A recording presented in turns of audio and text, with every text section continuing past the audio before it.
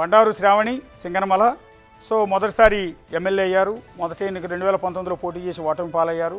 So ఈసారి మంచి మెజార్టీతో విజయం సాధించారు శ్రావణి. మంచి వాగ్దాటి ఉన్న పవర్ఫుల్ లీడర్. ఎస్సీ సామాజిక వర్గానికి సంబంధించిన బండారు శ్రావణి ఈసారి క్యాబినెట్లో బెర్త్ లభించే అవకాశం చాలా క్లియర్గా కనిపిస్తోంది. ఒకటి, మాస్ కమ్యూనికేషన్స్లో పీజీ చేశారు.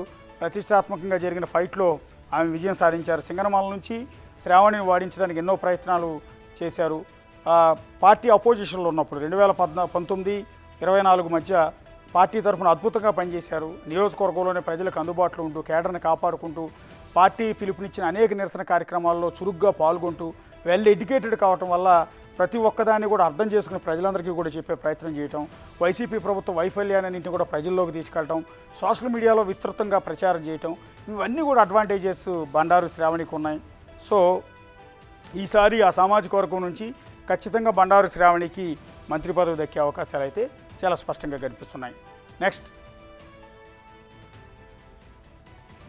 పరిటాల సునీత. ఆల్రెడీ అందరికీ తెలిసిందే పరిటాల ఫ్యామిలీ గురించి. సో పరిటాల రవి సతీమణిగా భర్త చనిపోయిన తర్వాత రాజకీయాల్లో అడుగుపెట్టిన పరిటాల సునీత 2014-19 మధ్య రాఫ్తాన్ నుంచి ఎమ్మెల్యేగా గెలిచారు. మంత్రిగా కూడా పనిచేశారు. బహుశా శిశు సంక్షేమ శాఖ నిర్వహించినట్టున్నారు, బహుశా ఎగ్జాక్ట్ గుర్తులేదు. బట్ మంత్రిగా పనిచేసిన అనుభవం ఉంది. సౌమ్యరాలు. సో పార్టీకి వీర విధేయులు. పరిటాల కుటుంబం పార్టీకి టీడీపీకి మధ్య అనుబంధం అందరికీ కూడా తెలిసిందే. సో గత ఎన్నికల్లో ఓటమి పాలైన సందర్భంలో అక్కడ సిట్టింగ్ ఎమ్మెల్యే తోపుదుర్తి ప్రకాష్ రెడ్డి నుంచి అనేక రకాల ఇబ్బందులను ఆ కుటుంబం ఫేస్ చేసింది. అటు పరిటాల శ్రీరామ్ కావచ్చు, వీళ్ళ అబ్బాయి పరిటాల శ్రీరామ్ కావచ్చు, పరిటాల సునీత కావచ్చు, ఒక మహిళా నేత అయినా కూడా ధీటుగా ఎదుర్కొని వైఎస్ జగన్తో పాటు ఆ పార్టీ నేతలంతా కూడా ఎన్నో ఇబ్బందులు గురి చేసే ప్రయత్నం చేసి ఆస్తులపైన దాడి చేసి ఎన్ని చేసినా కూడా తట్టుకుని నిలబడ్డారన్న పేరైతే ఆవిడికి ఉంది. అట్లాగే పార్టీ వాయిస్ను బలంగా జనాల్లోకి తీసుకెళ్ళటం, వైసీపీ ప్రభుత్వ వైఫల్యాలను ఎండగట్టడం, వీట పార్టీ పిలుపునిచ్చే కార్యక్రమాల్లో చురుగ్గా పాల్గొనటం, పార్టీ కేడర్ను కాపాడుకునే ప్రయత్నం చేయడం, తోపుదుర్తి ప్రకాష్ రెడ్డి నుంచి ఎంతటి ఒత్తిడి వచ్చినా కూడా తట్టుకుని ఒక మహిళ నిలబడటం. సో ఇవన్నీ కూడా ఆవిడకున్న ట్రాక్ రికార్డ్స్. ఈ నేపథ్యంలో ఆల్రెడీ మంత్రిగా పనిచేసిన అనుభవం ఉంది కాబట్టి జిల్లాలో పరిటాల ఫ్యామిలీకి అనంతపురం జిల్లాకు విడదీయరాని బంధం ఉంటుంది కాబట్టి ఆవిడ ఖచ్చితంగా క్యాబినెట్లో అడుగుపెట్టే అవకాశం ఉంటుంది. ఆ ఫ్యాన్ ఫాలోయింగ్ అనేది చాలా ఎక్కువగా ఉంటుంది ఆ ఫ్యామిలీకి. చంద్రబాబు కుటుంబంతో అత్యంత సాన్నిహిత్యం కూడా ఉంది కాబట్టి ఆవిడకి మంత్రి పదవి వచ్చే అవకాశం చాలా క్లియర్గా కనపడుతుంది. నెక్స్ట్,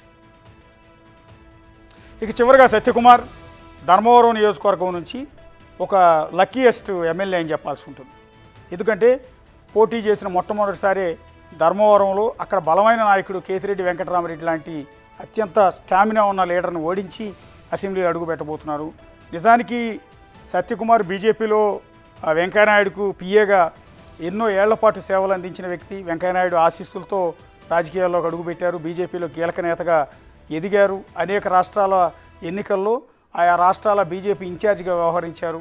ఆయా రాష్ట్రాల్లో బీజేపీ గెలుపుకు దోహదపడ్డారు. అలాంటి వ్యక్తి చివరికి ఇప్పుడు ఆంధ్రప్రదేశ్లో ధర్మవరం నుంచి పోటీ చేసిన తొలిసారే ఎమ్మెల్యేగా విజయం సాధించారు. బీజేపీ అధిష్టానంతో, జాతీయ నేతలతో, ముఖ్యంగా ఇటు నరేంద్ర మోడీ, అమిత్ షా దగ్గర నుంచి మొదలుపెట్టి గడ్కరీ వరకు ప్రతి ముఖ్యమైన నేతతో కూడా ఆయనకు మంచి సన్నిహిత సంబంధాలు ఉన్నాయి. ఎందుకంటే ఎన్నికల్లో అనేక రాష్ట్రాలకు ఇన్ఛార్జిగా పనిచేసిన అనుభవం కావటం, వెంకయ్యనాయుడు ఆశీస్సులు కూడా ఉండటం, వెంకయ్యనాయుడు దగ్గర పనిచేయటం ఏళ్ల తరబడి. సో ఇటు వెంకయ్యనాయుడు బ్లెస్సింగ్స్, అటు బీజేపీ అధిష్టానం బ్లెస్సింగ్స్తో ఈసారి టికెట్ సంపాదించుకోగలిగారు. హెవీ కాంపిటీషన్ ఉన్నప్పటికీ ధర్మవరంలో పరిటాల శ్రీరామ్ లాంటి వ్యక్తి నాకు ధర్మవరం సీటు కావాలని పోరాటం చేస్తున్నా కూడా అతను కాదని బీజేపీకి ఆ సీటు ఇవ్వడం, బీజేపీ అధిష్టానం సత్యకుమార్కి ఆ సీటు కేటాయించడం, అక్కడ నుంచి కేతిరెడ్డి వెంకటరామరెడ్డిని ఓడించి గెలవటం అనేది ఆయనకు ఉన్న అత్యద్భుతమైన ట్రాక్ రికార్డు. వెంకయ్యనాయుడు శిష్యుడు కావటం, ఆయన ఆశీస్సులు ఖచ్చితంగా ఉంటాయి. సమర్థుడిగా మంచి పేరు ఉంది. వ్యూహాలు రచించడంలో, రాజకీయాన్ని అమలు చేయడంలో మంచి వాగ్దాటి ఉన్న వ్యక్తి, వివాదరహితుడు, సౌమ్యుడు. సో ఇన్ని ప్లస్ పాయింట్స్ ఉన్న సత్యకుమార్ పేరు క్యాబినెట్కి సిఫార్సు చేసే అవకాశం ఉంటుంది. సో ఆయన క్యాబినెట్లో అడుగుపెట్టే అవకాశం కూడా చాలా స్పష్టంగా కనిపిస్తుంది. ఇది For more videos like this, subscribe Big TV channel.